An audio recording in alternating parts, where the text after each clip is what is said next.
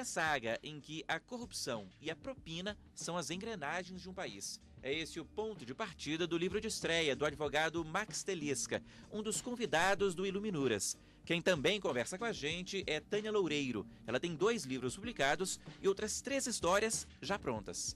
Psicóloga, a Tânia é autora de 2 livros infantis, Uma Vizinha Quase Gente e Nariz de Batata.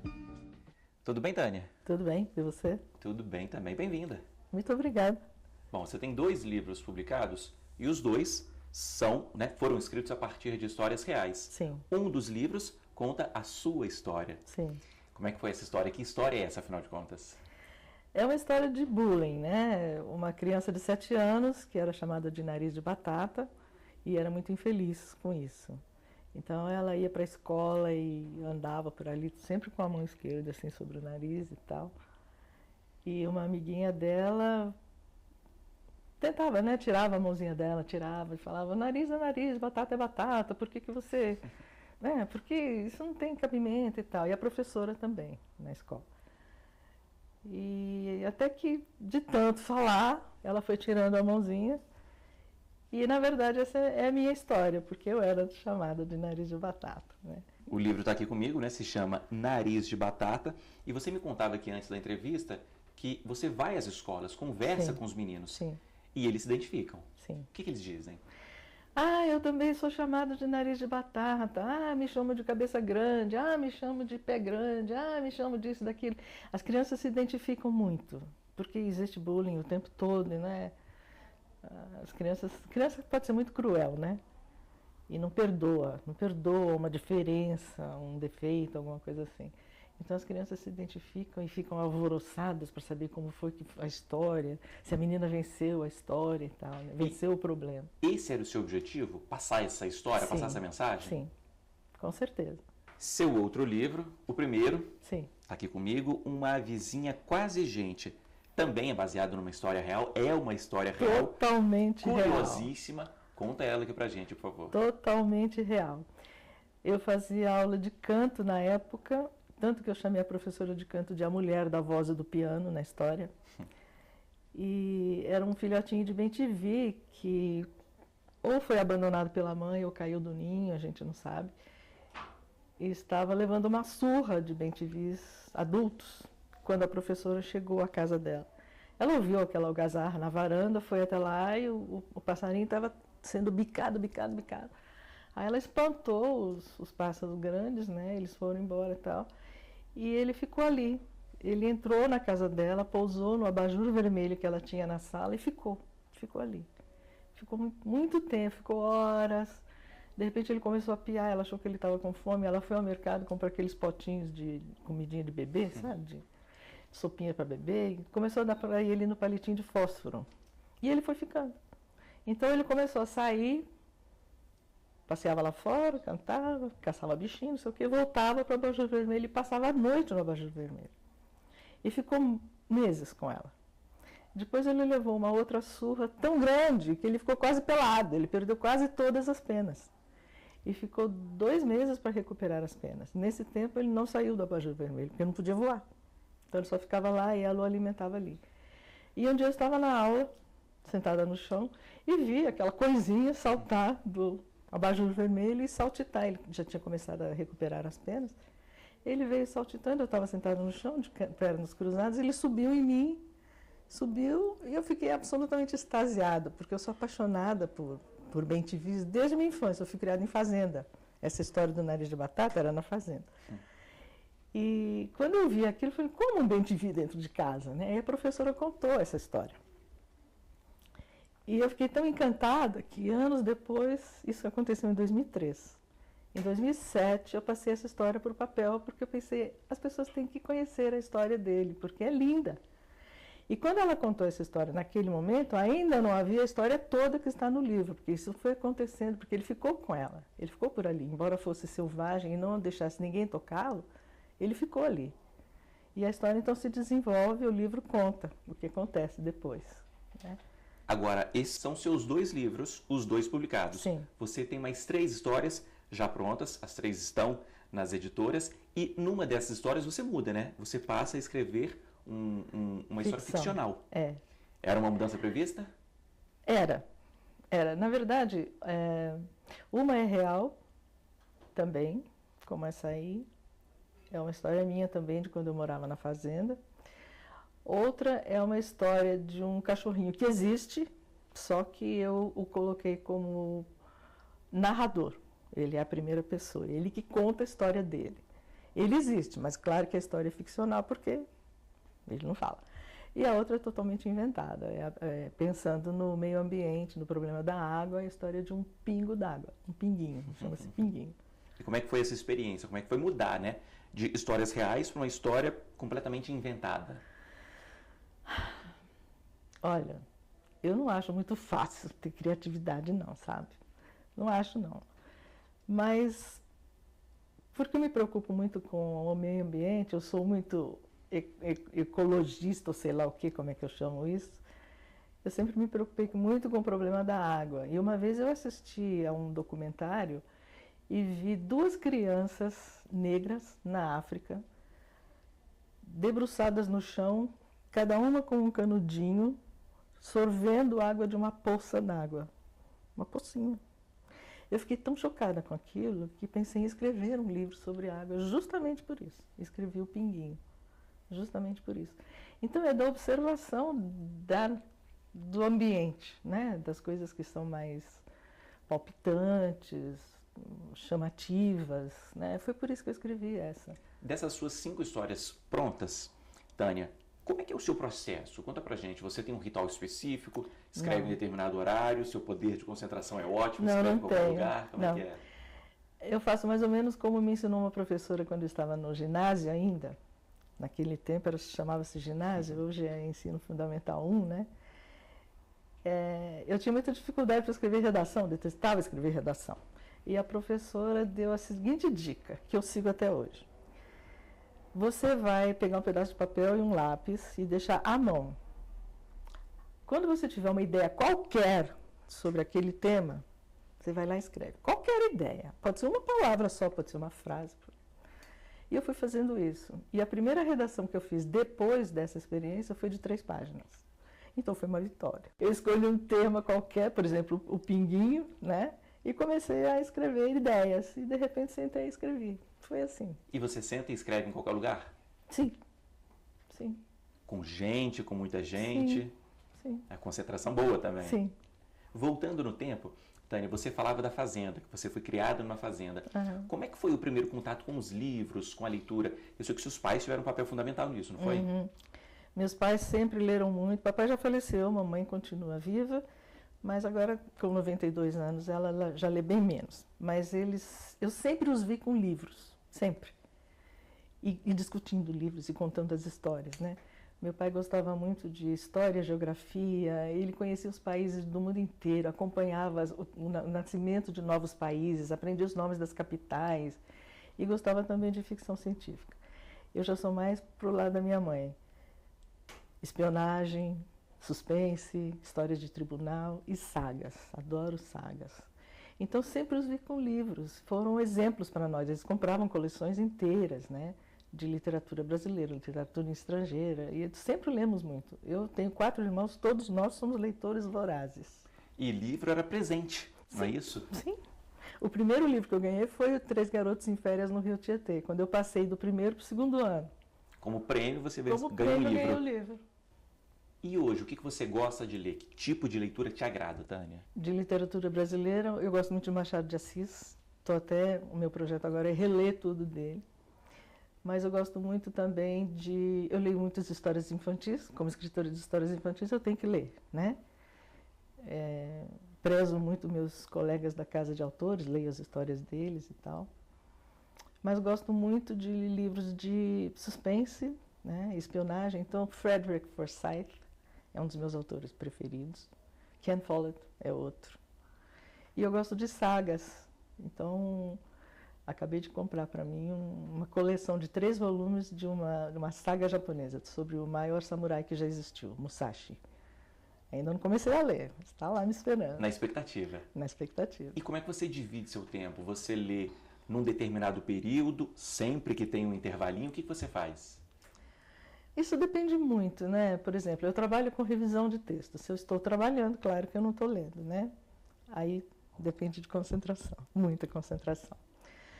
Mas eu leio sempre à noite, eu não durmo sem ler. Pelo menos uma página eu tenho que ler. E a leitura depende muito do momento. Por exemplo, se eu estou muito estressada ou cansada, eu pego uma história mais leve ou uma história curta, né? Mas geralmente eu leio... Eu não gosto de ler 2, 3 livros ao mesmo tempo. Geralmente eu leio um. No momento eu estou lendo 3. Né? Então eu divido... depende do sentimento, da sensação do momento. Né? Eu quero ler este agora, aquele agora. É assim. E a literatura, Tânia, serve para quê? Para você especificamente. Por que você lê? Até pouco tempo atrás eu achava que ler era a segunda melhor maneira de conhecer o mundo. Agora eu acho que é a terceira. A primeira é viajar. A segunda agora é a internet. Ela ultrapassou, né? Ultrapassou. É uma janela para o mundo, é uma porta para o mundo. É a terceira a literatura, né? O livro. Então, no livro, a gente viaja, conhece outras culturas, outros modos de pensar, de viver, de vestir, né? Nesse ponto eu sou cinéfila também, adoro ver filmes de época e tal. Então a literatura para mim é fundamental para a gente não ficar bitolada, né? Conhecer outras coisas, outras gentes, isso é fundamental. E a casa de autores que você citava aqui, eu imagino que também tenha papel-chave nisso. Com certeza. Vocês mantêm contato toda semana, todo mês? Como é a relação de vocês? Nós temos uma reunião mensal. Nós estamos em contato por WhatsApp, temos um grupo só da Casa de Autores, onde trocamos nossos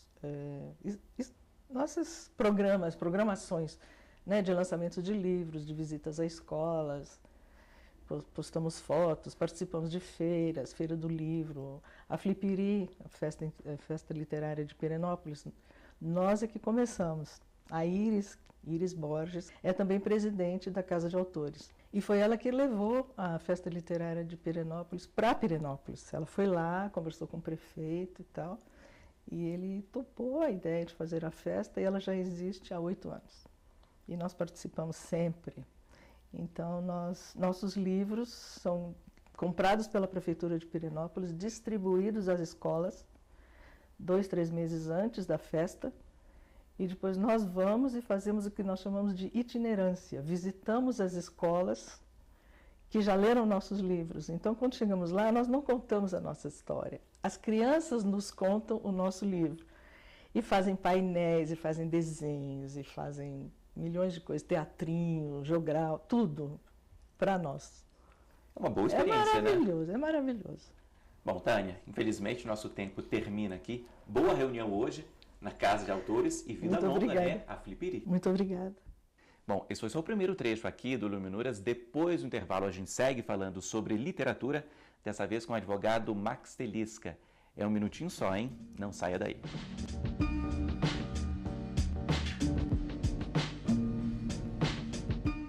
O Iluminuras já está de volta e conversa aqui neste segundo bloco com o advogado Max Telisca, aqui comigo. Tudo bem, Max? Tudo bem, graças a Deus. Bem-vindo. Muito obrigado. Bom, um advogado bem-sucedido decide publicar um romance. Seu primeiro livro não é do universo jurídico, é um livro romanceado, uma ficção. Por que essa escolha, Max?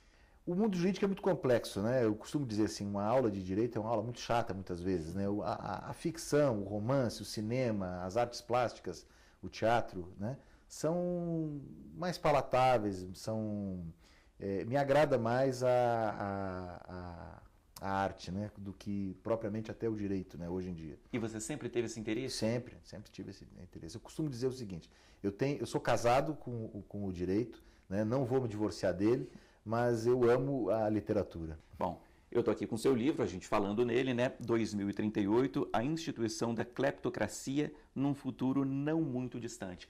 Antes de falar da história propriamente dita, eu queria falar sobre os bastidores aqui do livro. Foram 6 anos de escrita, um longo processo, sua vida mudou, o livro mudou. O que você pode contar pra gente, o que você pode contar de curioso aqui pra gente, Max, no livro? Na verdade, o 2038 ele é uma fabulação sobre o Brasil, né? É uma fabulação sobre o Brasil, sobre o ser humano, de uma certa forma, e suas contradições com relação ao interesse público, ao que é verdadeiramente o que o ser humano entende como corrupção, né? Esse livro ele não trata de nenhum caso específico, é bom que se diga, não traz nenhum caso específico, nenhum caso real, não se trata de transmudar apenas e trocar nomes de personagens de pessoas reais por personagens. Não se trata necessariamente disso, né? O 2038 é fruto da observação que a gente tem ao longo da vida sobre o processo de contradição humana no que se refere à corrupção, sim, né? Em 2010 eu tive essa ideia. Na verdade, começou como uma ideia, né? Muita coisa acontecendo no país, né? O que hoje se descortina, eu costumo dizer que eu tinha antevisto um pouco disso, né, do que estava acontecendo, até pela profissão que a gente escolheu, que é a advocacia, e pela cidade em que eu pratico a advocacia, que é Brasília, que é o centro da nossa vida, né, política, né, no Brasil. Foi uma forma até de catarse para poder enfrentar um pouco a angústia toda que foi gerada a partir dessas constatações que eu tive nesses últimos anos. Você mostra aqui o livro, né, como a corrupção como uma engrenagem. Eu costumava dizer o seguinte, eu fazia uma piada no escritório, com as pessoas, eu dizia assim: o que vai acontecer quando a corrupção no Brasil acabar? Que é coisa que é impossível, não acaba em nenhum lugar, nem no Brasil, nem no Japão, nem na Suécia. Mas assim, eu fazia essa hipérbole, né, essa fala mais descontraída, e ele disse: não, o Brasil vai mudar muito, vai melhorar muito, pode até acontecer isso, mas num primeiro momento o Brasil vai parar. Por quê? Porque há uma engrenagem de 500 anos. A carta de Pedro Vaz de Caminha já vinha tratando, é importante que se fale isso, trata-se de corrupção de uma maneira generalizada, a corrupção como modo de vida, a corrupção como forma, como atalho à lei. Então não é o crime de corrupção em si, né? Claro que o livro trata disso, mas assim, a corrupção como corrupção dos costumes, né? Então o que eu quero dizer com esse exemplo, voltando, na carta de Pero Vaz de Caminha já existia um ato de fisiologia, que era o Pero Vaz de Caminha pedindo um emprego para um parente, que eu não lembro se era um sobrinho ou um neto, ou quem quer que seja, mas já existia. Então o Brasil já foi fundado sob o signo da corrupção, se podemos pensar que esse foi um ato de uma fisiologia, né? De uma fisiologia, e está lá escrito já no ato de fundação do Brasil. E o Brasil, como um país latino, como um país que tem uma cultura muito arraigada no patrimonialismo, né? Ele sofre com isso, e a gente está vendo isso hoje, o livro começou a ser escrito em 2010, nós estamos em 2017, essas coisas que a gente enxergou lá atrás começaram a aflorar agora. E que comparação você faz entre o livro e o mundo real? Ou você evita essa comparação? É completamente ficção? Não evito. Na verdade, é assim, é importante que se diga, é uma ficção, né? Uma ficção, uma fabulação, né? É uma distopia futurista, né? Então ela se dá, uma trama que se dá, é uma trama que se dá em 2038, que é um ano em que eu imaginei que fosse o auge de um governo que estava baseado na corrupção e de um regime baseado na corrupção. Então, por isso a data 2038. Se trata de um país que se chama-se Lizarbe, que, né, Brasil ao contrário, né? E o Lizarbe, no país Lizarbe, a corrupção ela foi entronizada nas leis, na Constituição, como um método invencível, ou seja, já que não conseguimos vencer a corrupção, nós vamos trabalhar a corrupção como algo legalizado. Então, nós vamos legalizar a corrupção, o gestor público vai ter direito, expresso por lei, de receber X, a pessoa que traz o negócio pode receber Y, e assim por diante. Então, toda a engrenagem do sistema político-administrativo neste país Lizarbe se dá através do recebimento das propinas. Como é que foi o seu processo, Max? Ao longo desses 6 anos, você amadureceu a história, você escreveu ela rapidamente, depois foi melhorando aos pouquinhos, Eu sei que sua vida mudou, a história mudou. O que se passou ao longo desse tempo todo? Em 2010 a gente começou a escrever, eu fiz um projeto desse livro. Me lembro até hoje, o início foi num avião entre Brasília e Porto Alegre. Eu comecei a rascunhar, colocar no papel o primeiro projeto. E fui escrevendo de forma espaçada, porque eu sou advogado e a advocacia ela é uma profissão muito estafante, né? Estressante, porque a gente recebe problemas de todos os lugares e todo momento, e hoje com essa facilidade de encontrar a gente em qualquer lugar com WhatsApp, então piorou um pouco mais ainda. Mas naquela época eu conseguia escrever de forma espaçada em casa e fui escrevendo as primeiras 100 páginas, escrevi em casa. Em notebook, em viagens, enfim. Isso entre 2010 e 2011, o final de 2011. Quando eu estava mais ou menos no meio do processo criativo desse romance, eu comecei a ficar muito angustiado com relação aos fatos que se sucediam na vida real. Eu digo, eu tenho que terminar esse livro de uma vez antes que ele fique velho. E as coisas que eu estou vendo aqui comecem a acontecer.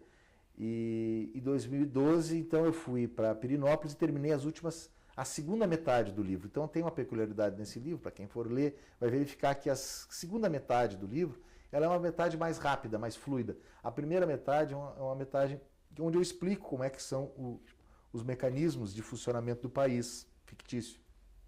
E a segunda metade é onde a trama se desenrola de maneira mais rápida e fica mais fácil até de ler a partir das páginas 100, 110 ali. Ele é uma trama bem mais fluida, né? Então, essa segunda parte foi escrita em Pirenópolis e foi terminada em junho de 2012. De 2012 até 2016, que foi o lançamento do livro, houve processos de revisão, né? E de dúvidas e quanto ao lançamento ou não, porque ele é um livro um pouco forte, é um livro que traz uma crítica bem contundente. Além de ser uma crítica contundente, ele também é uma reflexão profunda sobre as nossas mazelas, né? Então, e o problema também do primeiro livro do editor, né? Do escritor. A primeira edição do primeiro livro é uma luta. Então, esse negócio de dizer que literatura não é tão simples assim. Você conseguir convencer uma editora a publicar o seu livro é muito difícil também. E como é que tem sido a recepção? O que as pessoas falam? É uma história polêmica, não é isso? É uma história polêmica, mas eu tenho tido recepção muito boa. Todas as pessoas que têm lido, obviamente quem não gostou não vai me falar, né? Mas tenho tido boa recepção, sim. Tem boa vendagem, o livro está indo bem. Eu até perguntava isso, você evita fazer comparações, mas isso chega até você? Como é que você tem lidado com isso? Aqui a imprensa ela busca sempre fazer essa correlação com a realidade, né? É impossível não fazer, né? Eu entendo e é necessário para que até as pessoas possam ter curiosidade de ler o livro, né? Mas isso são coisas que quem vai ler vai poder verificar melhor. A escrita do livro é um recado que você queria passar para as pessoas ou você escreveu pura e simplesmente? O primeiro recado é para mim mesmo, para quem está escrevendo. Então, o processo o escritor, ele eclode, né? Ele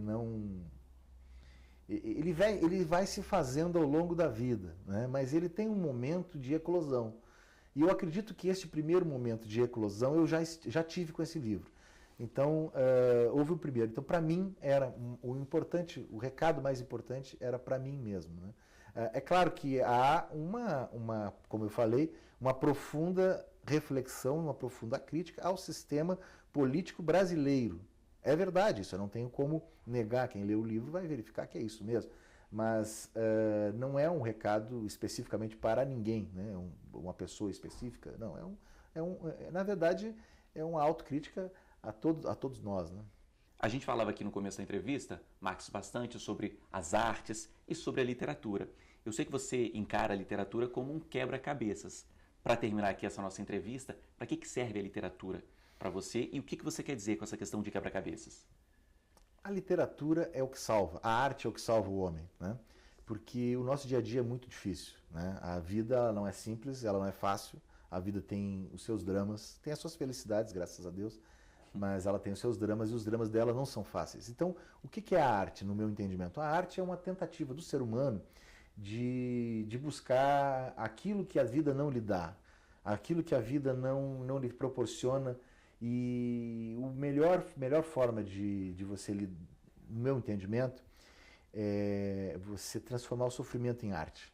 Se você está sofrendo, então que bom que você possa transformar isso numa obra literária, ou num filme, ou num quadro, numa música, né? Então, para mim, a arte significa, e a literatura especificamente, que é onde eu trabalho, significa o sopro de vida para a gente.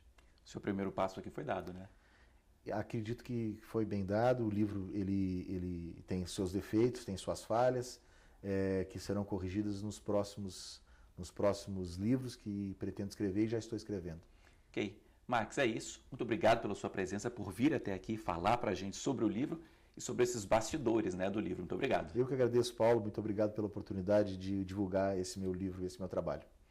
Bom, e muito obrigado a você também que nos acompanhou aqui hoje. O Iluminuras termina aqui, mas para rever este e outros programas, basta acessar tvjustiça.jus.br. Mande um e-mail para a gente também, iluminuras@stf.jus.br. E até a semana que vem. Tchau!